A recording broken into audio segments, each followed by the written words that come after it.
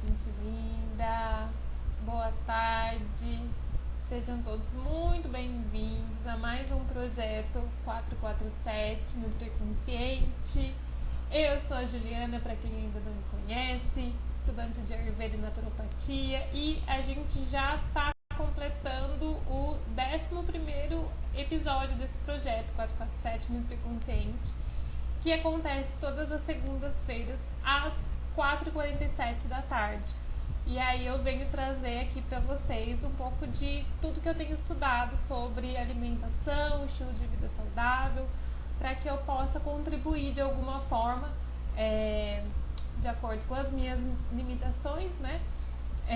Tudo que tem beneficiado não só a mim, mas as pessoas ao meu redor e as coisas que eu tenho descoberto, né, a respeito de saúde, alimentação saudável, estilo de vida.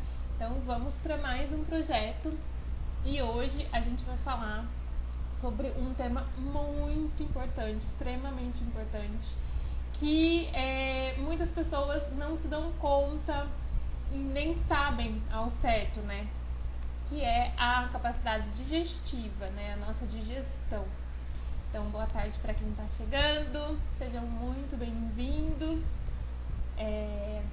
Vamos falar um pouquinho sobre esse tema. Antes de mais nada, eu queria só comentar a enquete que eu fiz nos meus stories, em que bastante gente respondeu que tinha algum problema digestivo de alguma forma ali, né? Eu coloquei algumas perguntas sobre como as pessoas se sentem ao comer, se sentem estufadas, com formação de gases, com alguma queimação, se sente algum tipo de letargia, moleza, indisposição depois de comer, se sente que tem alguma formação de gases depois de umas 2 horas ali de ingerir o alimento. E pelo menos em uma dessas 3 perguntas as pessoas responderam que sim. Então, muitas pessoas têm hoje alguns distúrbios digestivos aí e não fazem ideia.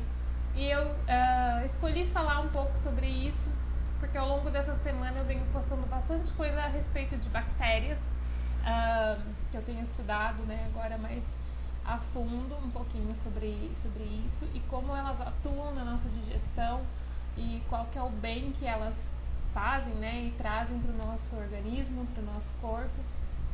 E porque, de acordo com a medicina indiana, a Ayurveda, que está aí presente há pelo menos 5.000 anos, toda doença, toda e qualquer doença começa na digestão, na falta de digestão. Então eu vou explicar um pouquinho para vocês como é que acontece esse processo digestivo e por que ele é tão importante para nossa saúde, por que ele causa tanto impacto assim para nossa saúde.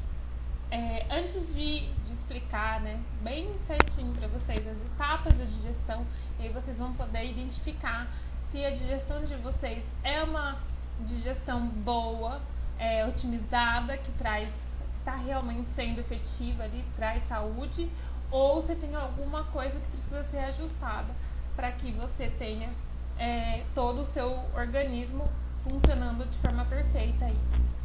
Então, antes disso, eu queria só dizer que por muito tempo eu mesma tive muitos problemas de digestão sem saber que eram problemas de digestão. Então, em algumas outras lives eu já havia comentado que eu tive muitos problemas de formação de gases. Então tudo que eu comia, sempre comi bem, assim, relativamente bem. Hoje a minha alimentação é muito mais diferente, né, do que era há um tempo atrás. Mas no geral eu sempre comia comida mesmo, sempre gostei muito de verdura, de legume, nunca tive problema com isso, de fruta, comia sempre, né, arroz, feijão, abobrinha.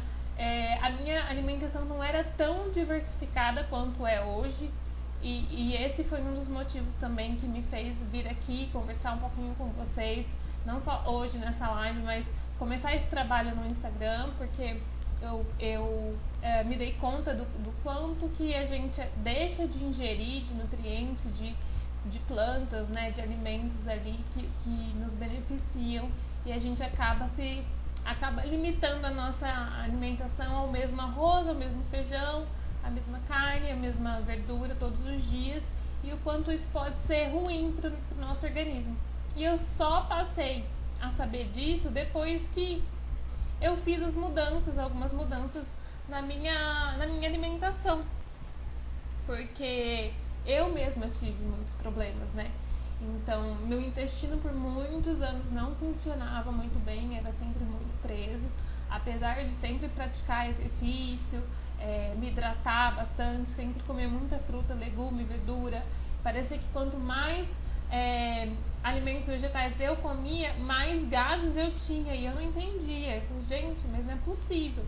E aí, estudando um pouco mais a fundo, principalmente com o estudo do Ayurveda, eu comecei a perceber que tinha alguma coisa que precisava ser ajustada aí, que a minha digestão não estava acontecendo de forma muito efetiva aí, e por isso eu estava tendo esses desconfortos e até não estava conseguindo absorver muito bem nutrientes.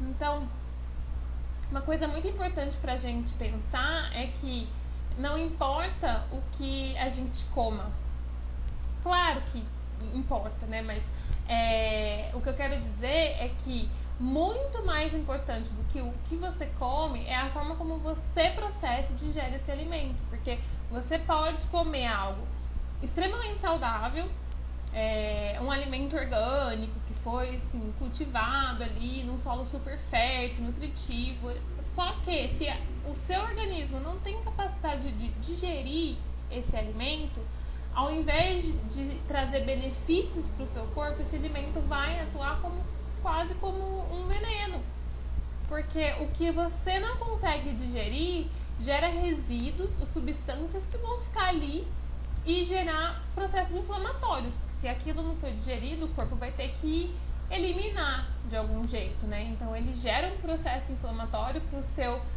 organismo, seu sistema imunológico, e atacar aquele invasor, aquele resíduo que está ali. Então aquilo fica gerando toxinas no nosso organismo. Então a gente não é necessariamente o que a gente come, a gente é o que a gente é capaz de digerir. Quem aí não conhece pessoas que comem de tudo, que tem aquela capacidade digestiva bombando? Eu mesma tenho um cunhado que come até pedra e digere lindamente. Não se sente pesado, não sente queimação, não tem nenhum desconforto. Enquanto que outras pessoas passam mal com uma salada, com uma fruta. Por quê? Porque a capacidade digestiva não está atuando ali da forma como deveria. Então, como que acontece a digestão? A primeira fase da digestão, na verdade, o que é a digestão? Ela é um processo pelo qual o alimento passa, então a gente come e esse alimento precisa ser quebrado em partículas bem pequenas para que o nosso corpo dê conta de utilizar esses nutrientes, essas vitaminas, esses minerais, né, tudo que está ali presente nesse alimento, transformar isso em energia e enviar pela nossa corrente sanguínea para as nossas células que mantêm os nossos órgãos funcionando. Então, nosso corpo inteiro é feito de células. Nossa pele, a gente tem as células na nossa pele, a gente tem nos olhos, a gente tem na boca, a gente tem no pulmão, no coração. Todos os nossos órgãos são formados de células. E para elas desempenharem as funções que elas precisam desempenhar para cada órgão, elas precisam de um combustível, de energia. Então, por que a gente come? Para fornecer energia para que o nosso corpo continue funcionando, para que o nosso coração continue batendo, os nossos pulmões ali continuem funcionando, filtrando o ar, recebendo oxigênio, para que o nosso intestino faça ali a função dele. Então a gente come para manter o nosso corpo vivo. De que forma que isso acontece? Por meio dessa quebra dos alimentos aí, dos micro-organismos que tem também ali nesse alimento. Então a gente quebra em partículas bem pequenininhas para que o nosso organismo seja capaz de absorver e mandar para onde tem que ir, para o interior das nossas células ali, né? E elas desempenharem o papel. Então, por isso, a gente já começa a entender que se tem algum problema nessa capacidade digestiva, se alguma coisa, né, existe algum problema nessa capacidade de digerir o alimento, a gente não tem como mandar nutrientes para onde precisa chegar.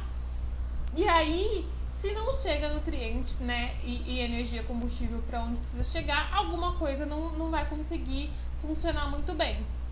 Então, o primeiro passo, né, o primeiro processo onde a digestão começa é antes mesmo de a gente colocar o alimento na boca. Então, quando você faz a sua refeição, você prepara o seu alimento e você senta para comer, e isso é muito importante, sentar para comer, reservar um tempo para comer. Você olha para aquele alimento e o seu cérebro já entende, já sinaliza para todos os seus órgãos ali que a gente vai receber um alimento. Então você já começa ali o processo de digestão. E aí na boca, quando você dá a primeira garfada ali, a gente tem vários tipos de enzima, né, na saliva também, que vão atuar desmanchando, fazendo desse alimento um bolo, amolecendo, tornando ele mais fácil de passar pela garganta, pelo esôfago, né, depois chegar no estômago. Então, é muito importante que a gente pare tudo que a gente está fazendo para a gente poder comer, porque o nosso corpo vai estar ali disposto a fazer esse trabalho, vai estar focado exclusivamente nesse trabalho. Porque para tudo a gente precisa de energia. Então, se a gente faz 2, 3 funções ao mesmo tempo, essa energia que a gente tem está sendo dividida.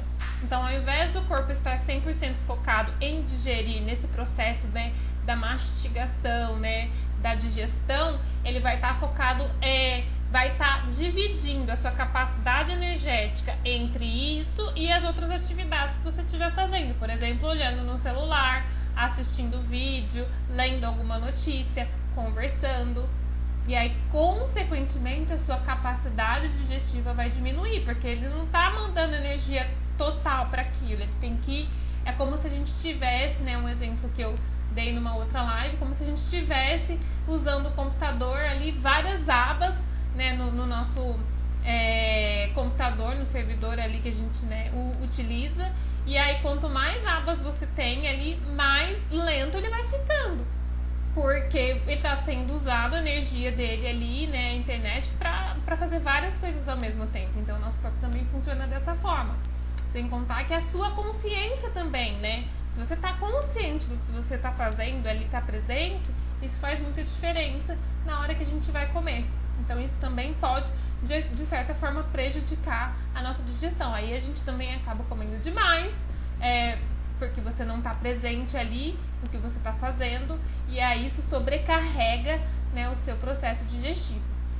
Então, isso começa primeiro ali na boca, né? E por isso também que é muito importante a mastigação. Nosso estômago não tem dente. Quanto mais a gente conseguir mastigar, mais pequenininho o alimento ficar, mais fácil, menos esforço o nosso corpo vai ter que fazer para quebrar esse alimento ali.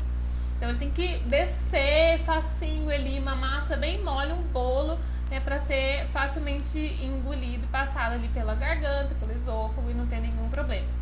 Aí a gente mastiga, tem esse primeiro processo. O segundo processo, né, primeiro antes mesmo, né, da gente começar, depois fisiologicamente na boca e depois no estômago. Quando o alimento chega no estômago, no nosso estômago a gente tem produção de ácidos, a gente chama de ácido clorídrico, que vão atuar ali. Então o estômago precisa ser um ambiente ácido. Aqui na boca ele é alcalino, depois ele precisa ser ácido para que a gente consiga quebrar esse alimento em moléculas menores, em partículas menores. Então o estômago vai fazer isso, e aí é muito importante que, chegando no estômago, a gente tenha uma boa produção de ácido clorídrico. E muitas vezes as pessoas sentem queimação, né, azia, algum desconforto estomacal. O que a maioria das pessoas fazem? Elas tomam omeprazol, tomam algum tipo de remédio para diminuir a produção de ácido clorídrico, porque aí a gente tem uma sensação melhor, a gente mascara, né, essa sensação de queimação. Então a gente tem a ilusão de que a gente está comendo e está digerindo e não está fazendo mal. Só que na verdade, quando a gente toma alguma medicação para diminuir a formação de ácidos no estômago, a gente também diminui a capacidade de quebrar esse alimento, de digerir esse alimento. Então isso acaba piorando a questão da sua digestão. Então a gente, ao invés de tomar algum tipo de alimento, a gente precisa identificar o que é que está causando essa queimação. Será que foi um tipo de alimento específico que eu comi que não me fez muito bem? De repente eu deveria evitar? Ou será que foi um tipo de especiaria, né? Eu sou talvez um pouco sensível e aí aquilo, né, não caiu muito bem? Será que eu tomei alguma coisa, né? Tem muitas pessoas às vezes comem e tomam, né, algum tipo de bebida junto ali, vinho, né, bebidas mais ácidas ali, que podem aumentar assim essa queimação no nosso estômago. Então, antes de tomar um remédio, porque aí a gente vai e toma o remédio para melhorar essa sensação, só que a gente não para a ação que está causando esse problema, porque daí a gente toma o remédio, ele ameniza essa sensação e aí você não precisa mais pensar nela, não precisa refletir sobre o que você está fazendo e descobrir realmente a causa, e você continua danificando ali a sua digestão. Com isso, se você não consegue digerir muito bem, você também não consegue absorver os nutrientes daquilo que você está comendo. Então aí a gente tem uma cascata aí de problemas acontecendo. Então o alimento passa pela boca, precisa ser bem mastigado, precisa até, né, ficar bem molinho ali para ser facilmente digerido e passar pela garganta, pelo esôfago. Depois ele chega no estômago e aí essa produção de ácido precisa ser efetiva. Claro que com o passar dos anos, conforme a gente vai envelhecendo, é normal que essa produção reduza, ela vai diminuindo. Por isso que pessoas idosas geralmente têm uma digestão mais fraca, né? E aí não vão digerir bem uma feijoada, uma comida, né, um bobó de camarão, algo pesado. Por isso que geralmente a gente vai sutilizando, né, comendo coisas mais leves conforme a gente vai envelhecendo, porque a nossa capacidade de digestão também vai diminuindo. E claro que existem algumas formas de melhorar, de otimizar essa digestão. Então, no caso de formação de ácido clorídrico, uma coisa que a gente pode fazer é 1 hora mais ou menos antes de comer, tomar um chazinho de alecrim. O alecrim é anti-inflamatório e ele também ajuda muito na produção desse ácido que vai ali digerir o alimento.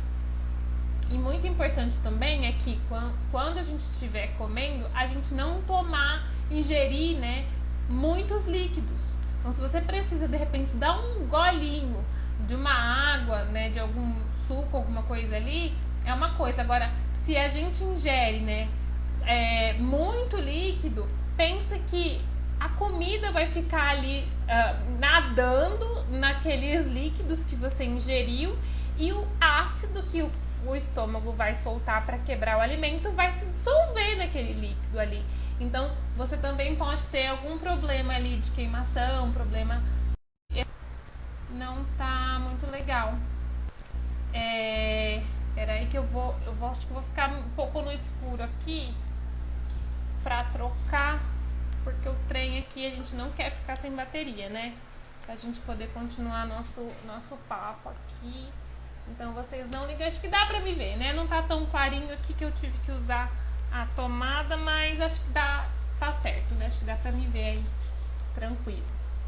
Bom, então é isso. A gente passa ali primeiro pela boca, pelo estômago, e depois no estômago a gente vai pro intestino. E aí a gente tem o intestino delgado primeiro, né, que é o menorzinho, por onde a comida vai passar primeiro e onde os nutrientes são absorvidos. Então é muito importante esse processo. E depois a gente tem o intestino grosso, que é a parte final ali da digestão, onde a gente tem a maior concentração de bactérias. Na verdade, nós temos 5 tipos de micro-organismos presentes no nosso corpo inteiro, em grande quantidade no intestino grosso, principalmente no final dele, que é o cólon, né? E essas bactérias, como que elas atuam, né? Antigamente, há bem pouco tempo, porque eu acredito que essa questão do intestino, de como essas bactérias funcionam, começou a ser estudada mais profundamente há uns 5, 6 anos, então é bem recente isso. Até desconhecem o fato do nosso intestino grosso possuir tantas bactérias ali e os benefícios que elas causam para a nossa digestão.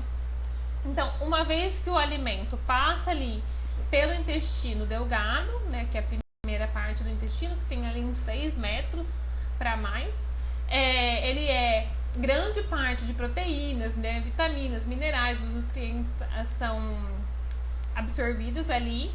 E o que não é absorvido, por exemplo, alguns tipos de fibras, alguns tipos de amido também, que são mais resistentes, alguns tipos de mais.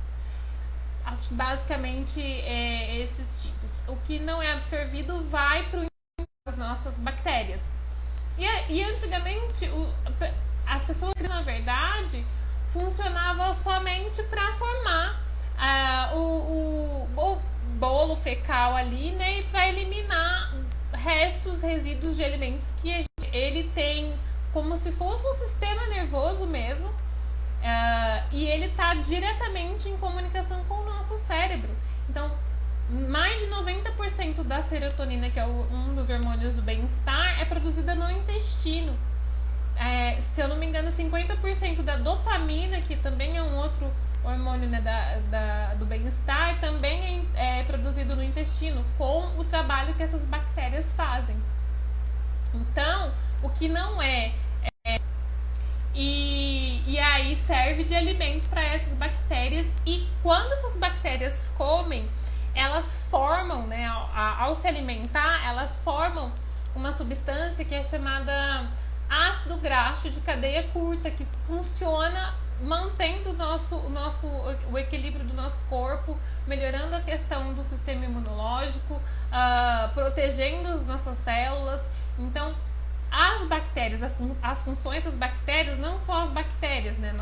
Eu comecei a falar e acabei me esquecendo de mencionar, mas nós temos 5 tipos de micro-organismos. A gente tem bactérias, a gente tem fungos, a gente tem vírus, a gente tem alguns parasitas e a gente tem arqueias que fazem parte de nós ali. Existem até livros e médicos que dizem que nós, na verdade, somos 10% humano e 90% bactérias e micro-organismos. Porque para cada célula humana que a gente tem, né, para cada DNA que a gente tem ali humano, a gente tem 9 de micro-organismos ali. E são eles que vão trabalhar para manter o nosso sistema funcionando, né? Então eles são muito importantes ali. E como que a gente faz para ter uma boa cultura de bactérias? Porque no nosso corpo a gente tem vírus, bactérias, fungos que são bons e ruins, mas que convivem em equilíbrio. E quando a gente fala que quando a gente fica doente, quando a gente tem algum problema de saúde, é porque houve ali um desequilíbrio. E muitas vezes esse desequilíbrio começa nas bactérias do intestino.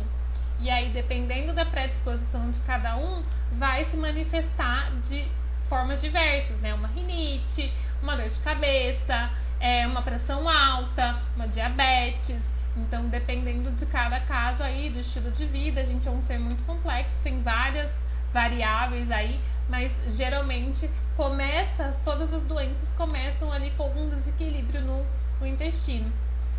Nosso intestino também é revestido de uma camada de células que protege o nosso sistema, nosso organismo, né, de receber toxinas ali. Porque vocês imaginam o que não tem no intestino, né, gente? Não precisa, se o intestino está fazendo esse processo, está formando esse bolo aí pra gente poder eliminar, para ter as excreções, tem muita coisa ali que não é bacana, né? Precisa ser mandada embora. E a gente tem que ter uma proteção para que essas toxinas que vão ser desprezadas não passem para a corrente sanguínea e não atinjam outras partes do nosso corpo. Então ele tem uma camada que reveste aí, uma camada de células, e aí quando a gente tem algum problema no intestinal, quando a gente tem um desequilíbrio nessas bactérias, e aí a gente começa a alimentar mais bactérias ruins ali, e elas começam a crescer, ganhar força, e as bactérias boas começam a passar fome, porque o alimento delas não tá chegando para elas, né? Elas vão diminuindo, a gente tem o que a gente chama de desbiose intestinal, e aí vários outros problemas que vão sendo causados por causa desse desequilíbrio. E aí a candidíase acontece, né? Que na verdade não é por causa das bactérias em si, mas vários tipos de fungos que a gente tem já presentes, mas aí eles se proliferam. A gente tem a salmonela, a gente tem, esses são os mais famosos, mais comuns aí, né? Que células e bactérias e fungos que causam câncer ali, que estão presentes. Então, tudo é uma questão de equilíbrio, de quais bactérias e micro-organismos a gente vai alimentar.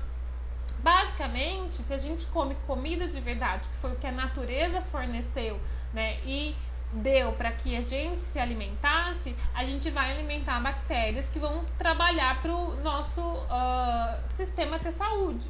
E se a gente se alimenta de coisas que o corpo não entende que é um alimento, que é uma comida, como por exemplo, alimentos criados na indústria, né, industrializados, processados e ultraprocessados, principalmente os ultraprocessados, que na verdade são modificações, criações artificiais ali de uma indústria, a gente vai alimentar bactérias ruins. E aí, se a gente alimenta essas bactérias, elas vão crescendo e aí vão causando esse desequilíbrio. Quando a gente tem esse desequilíbrio, essa camada de proteção de células que faz com que as toxinas fiquem onde tem que ficar e não passem para a corrente sanguínea, vai se rompendo. Então elas são alinhadas uma a uma ali, uma do ladinho da outra, e aí como se fosse uma trama assim. E aí conforme a gente tem bactérias fermentando, né, o alimento ali, bactérias, fungos, os micro-organismos comendo o alimento, elas fermentam, e o resultado, né, dessa fermentação começa a agir nessa camada de células, e elas vão se abrindo assim, e aí vão criando buracos por onde as toxinas vão passando até atingir a nossa corrente sanguínea, parar no cérebro e em outros lugares do corpo. E aí a gente tem o nosso sistema imunológico sendo o tempo todo, né, alarmado ali, ativado, e aí ele vai lá combater essas toxinas, e aí a gente tem o desenvolvimento de doenças autoimunes, que aí o corpo começa a atacar tudo quanto é coisa, e inclusive o nosso próprio corpo. Então a gente tem uma série de problemas aí, inclusive grande maioria das pessoas que tem problemas de doença celíaca, que é um problema, né, muito sério ali intestinal, também tem geralmente alguma doença autoimune, e quem tem doença autoimune também tem um problema ali de doença celíaca ou problema com o glúten, porque começa ali no intestino. Então é mais ou menos isso que acontece. E como é que a gente faz para ter um número bom de bactérias boas para atuar para o nosso sistema aí? A gente precisa consumir uma diversidade de alimentos. Então, o mínimo que a gente deveria consumir ao longo da semana é uma questão de 30 tipos de alimentos diferentes. E aí a gente pode até incluir as especiarias nisso, porque também são alimentos, né? Então, se a gente usa salsinha, cebolinha, pimentão, gengibre, cúrcuma, pimenta do reino, outros tipos de verdura. Então um dia a gente come chicória, no outro dia a gente come almeirão, no outro dia a gente come repolho,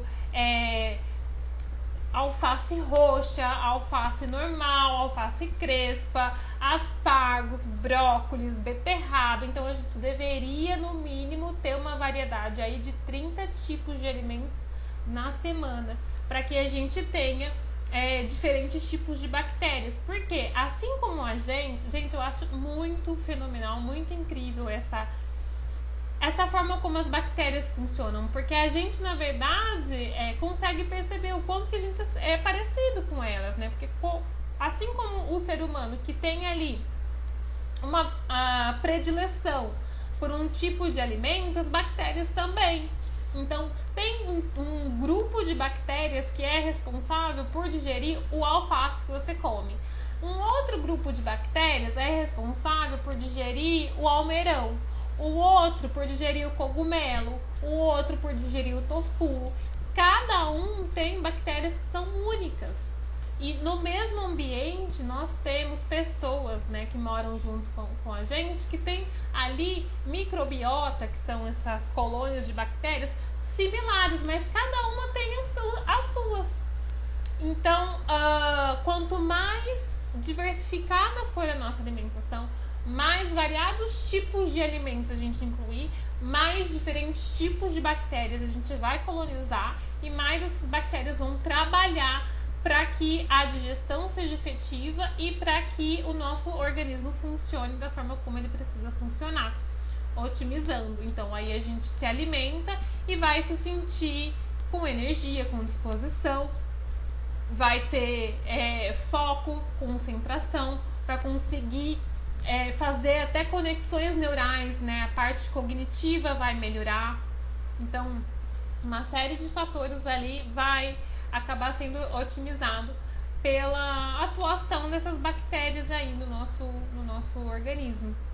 Claro que quem não está acostumado a comer muitas fibras, porque principalmente os alimentos, fibras a gente só encontra em alimentos de origem vegetal. Então, alimentos de origem animal não têm fibras. E as bactérias se alimentam principalmente das fibras, que podem ser solúveis ou insolúveis, né? As solúveis são aquelas que se diluem e as insolúveis são aquelas que ficam, geralmente a gente excreta, né, nas fezes. Elas são parte, né, digeridas pelas bactérias e parte a gente acaba excretando ali. Então, a gente precisa aumentar o consumo de alimentos de origem vegetal, de fruta, verdura, legumes, cereais, sementes, leguminosas, oleaginosas, as castanhas, porque aí a gente tem quantidades de fibras interessantes para o nosso organismo. E o que eu estava falando aqui, muitas pessoas às vezes não têm o hábito de comer tantas fibras, né? E às vezes quer melhorar a digestão e começam a aumentar a ingestão de alimentos de origem vegetal e sentem desconforto, sentem formação de gases. Quem nunca comeu feijão e depois ficou, né, se sentindo pesado? Porque a gente precisa ir aos poucos estimulando, trazendo bactérias novas para o nosso intestino ali e fazendo com que elas vão trabalhando aos pouquinhos, como se fosse um músculo.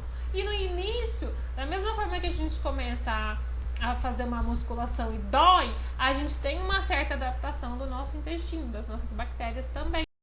Então, aos pouquinhos, a gente vai aumentando o consumo de fibras e variando os alimentos ali, que a gente pode começar variando em refeições individuais ali, separadas. Então, no café da manhã eu vou comer aveia, daí no almoço eu vou comer um outro tipo de cereal ali, com uma outra sementinha. No jantar eu vou comer um outro tipo de cereal, um amaranto, vou comer uma castanha. E aí gradualmente a gente vai aumentando. No outro dia a gente fica ali umas 2-3 semanas ali comendo diferentes tipos em cada refeição e depois a gente consegue incluir diferentes tipos de alimentos ali na mesma refeição, e em todas as refeições a gente vai aumentando.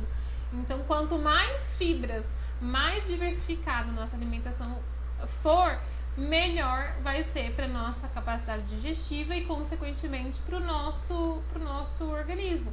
Sem contar que a gente está ofertando para o nosso corpo diferentes tipos de nutrientes também, que vão atuar aí protegendo o nosso corpo, fortalecendo, né? Melhorando essa capacidade de restauração muscular, óssea, principalmente essa questão neurológica, né? Então, reduzindo o risco de doenças, desenvolvimento de doenças neurodegenerativas. Tudo acontece a partir da forma como a gente digere o alimento ali. Para o Ayurveda, falando agora mais a medicina indiana e a medicina milenar, hoje a medicina clássica, moderna, comprova muito do que a medicina Ayurveda já dizia há 5.000 anos. Todas as doenças começam com um Agni fraco. Agni é uma palavra em sânscrito que significa fogo digestivo, para quem nunca ouviu falar. E para o Ayurveda, o fogo digestivo, a capacidade de digestão, não diz respeito somente ao que a gente coloca na boca, ao alimento, mas também a notícias, a sentimentos, pensamentos, tudo que a gente precisa digerir. E se a gente for parar para pensar, quem é que num dia que estava muito estressado, num dia que o chefe chamou a atenção, num dia que ouviu, que soube, né, de alguém que faleceu, que recebeu uma notícia triste, não perdeu ali a fome, a vontade de comer, né? Às vezes a gente tá ali comendo alguma coisa, alguém fala alguma coisa que te irrita, você já não consegue mais. Por quê? Porque o seu sistema já para. Porque você também precisa digerir, né, notícias, precisa digerir sentimentos, precisa digerir seus pensamentos. Então a gente não digere só comida, né? E pro Ayurveda, o Agni um Agni bom é capaz de digerir qualquer coisa e proteger, né, de doenças. Então um Agni fraco faz com que a nossa energia vital diminua e que a gente comece a desenvolver aí uma série de problemas de saúde, né?